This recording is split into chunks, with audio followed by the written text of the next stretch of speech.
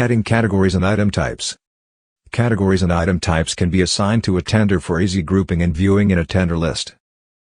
To add a new category, click the Category submenu under the Administration main menu. Click the Add button, enter a category name and click Save.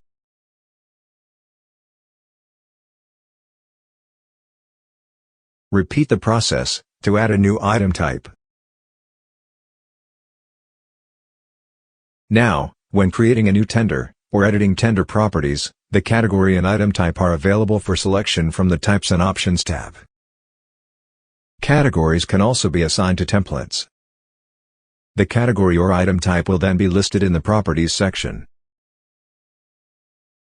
Select a tender list, and the tender will show the assigned category or item type, and the columns can be sorted or searched.